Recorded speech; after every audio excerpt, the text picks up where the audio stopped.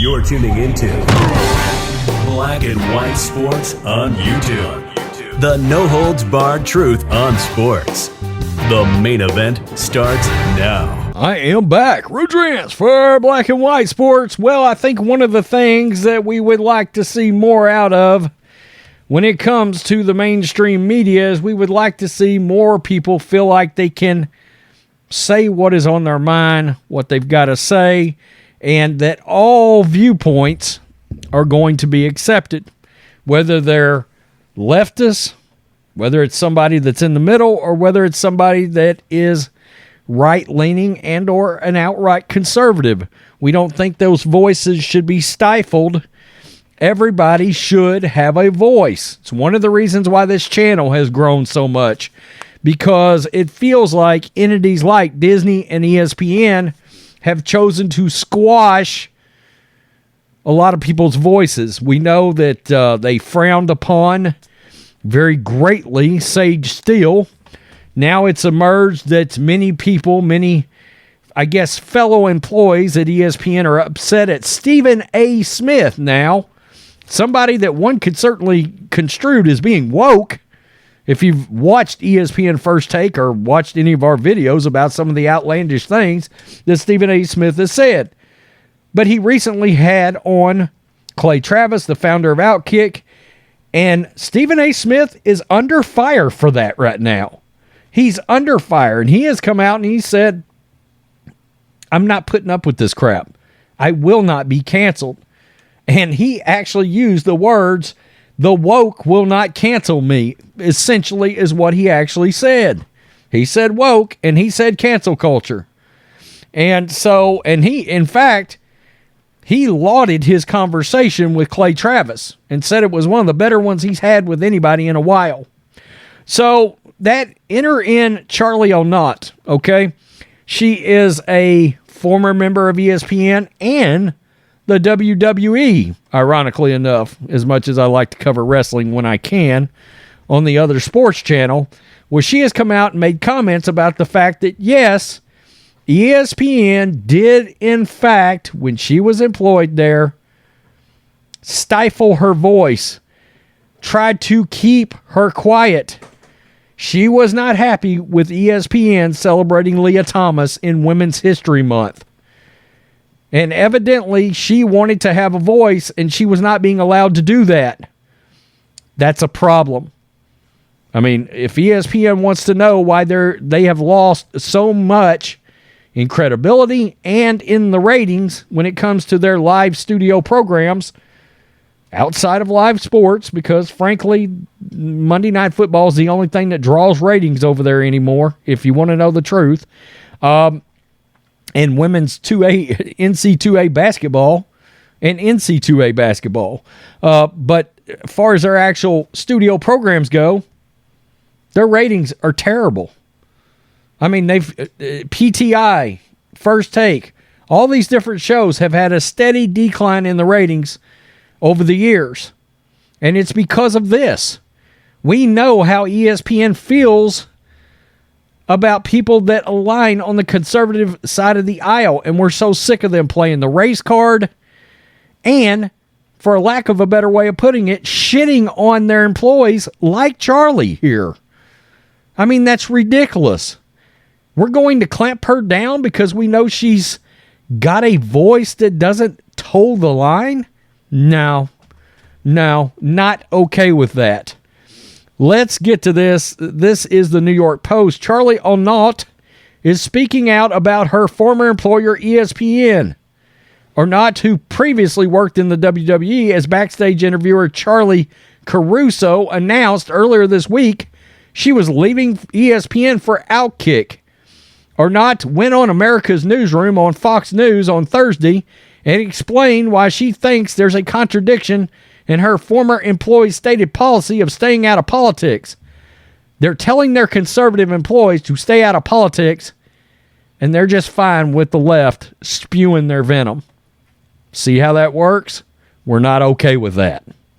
Arnott also applauded her former colleagues, Sage Steele and Sam Ponder, for opposing Lia Thomas and other transgenders athletes competing in women's sports. Quote, ESPN has been very adamant about keeping politics out of their programming, yet you just saw late last month they did a whole tribute during Women's Month for Lia Thomas, Arnott said.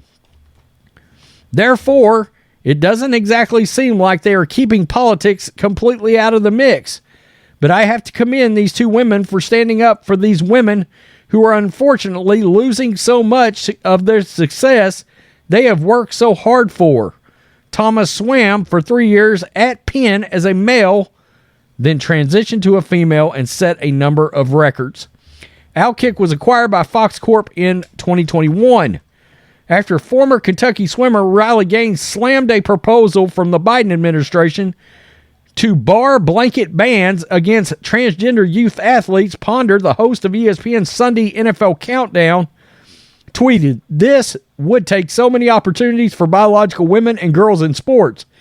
It is a shame that we are needing to fight for the integrity of Title IX in 2023 and the reason it was needed in the first place." Still, a SportsCenter anchor tweeted, "This is heartbreaking, maddening, and really difficult to watch. I keep thinking I'm going to wake up and be relieved that this was all a ridiculous, comical, nonsensical dream. No, it is a nightmare." There is Charly right there. On her Fox News appearance, Arnott intimated that Thomas' situation should be a warning shot about what happens if transgender athletes compete against women in physical team sports.